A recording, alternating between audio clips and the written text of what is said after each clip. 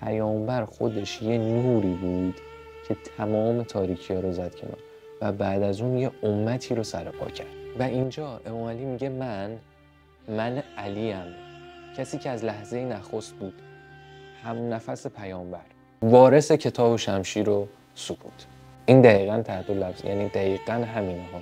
میگه و وارث کتاب و شمشیر و سکوت. و بعدش میاد سراغ عدالت و میگه عدالت چیه؟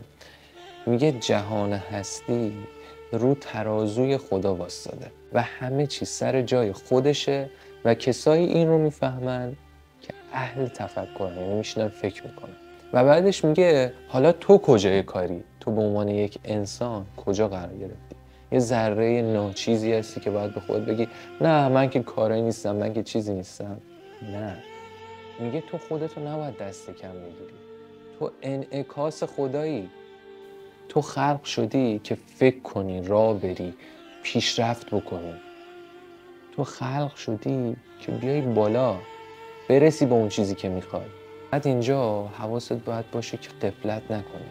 غفلت کردنه تو رو پس میزنه تو اون تاریکیه، تو اون ظلمته که این همه سال همه جمع شدن تو از اون تاریکیه بیای بیرون تازه. ولی اون غفلت باعث میشه دوباره برگردی همونجا. و باید بیدار بشی و اون بیداری توسط خودت، توسط فکر کردنت، که وصل بشی به اون اصل و چیزی که قرار بوده برسی و جاش باشی. حالا خلاصه این خطبه چی میشه؟ در نهایت به این میرسه که یکی بود، یکی هست و تمام چیزهای این دنیا فقط با اون معنی پیدا میکنه و اونم خداست. در پناه خدا یا علی مدد.